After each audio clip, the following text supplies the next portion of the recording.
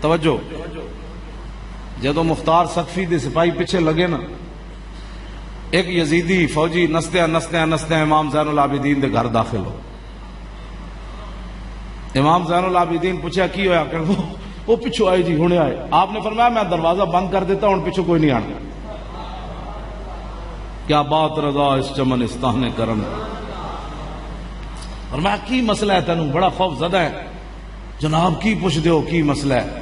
او مختار سقفی دے سپاہی ایک ایک یزیدی نو چن کے قتل کر رہے ہیں، تے میں بھی کربلا وچ موجود ہوں، تے میں نو میرے پیچھے لگے، تے میں تہاڈا گھر کھلا ویکھیا تے بڑا ہے۔ آپ نے فرمایا رہو، آرام نہ رہو، اے کمرہ ہے، روٹی کھا، پانی پی، جو بھی ہے رہندا رہا۔ ایک دن کہنے لگا حضور ہن باہر امن ہو گیا تے میں جانا چاہتا۔ آپ نے فرمایا ٹھیک ہے، آپ دروازے تک انہوں چھوڑا نہ ہے۔ تو جدو دروازے تے پہنچے تے انہیں کہا حضور تسی میں نو پہچانیا نہیں؟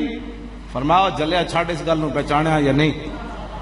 میرے نانا جان دا حکم ہے، من کان یؤمن باللہ والیوم الاخر فلیکرم ضیفہ، کہ جو اللہ اور قیامت پر ایمان رکھتا ہے اس کے گھر کوئی مہمان آئے تو اس کی عزت کرے۔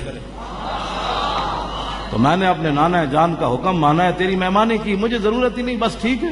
اسی کوئی تیرے کو کام کرانا ہے، اسی کوئی پیٹرول پمپ لوانا ہے، اسی کوئی گلیاں بڑھوانیاں تیرے کو، کیوں جناب؟ اسی کوئی اپنا پتر بھرتی کرانا ہے، چلیا جا، تیرا کام کر چھڑیا جا۔ آخر وہ کو رہن نہ ہویا، انہیں کہا حضور تسی میں نو پہچانیا نہیں، کربلا وچ میں تواڈے مقابلے چ کھڑا سی یزید دے لشکر۔ آپ نے فرمایا جدو تو داخل ہویا میں تینوں ادوں پہچان لیا سی،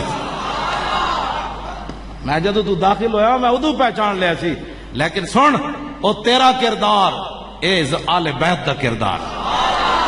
کیا بات رضا اس چمنستان کرم کی، کیا بات رضا اس چمنستان کرم کی، زہرا ہے کلی جس میں حسین و حسن۔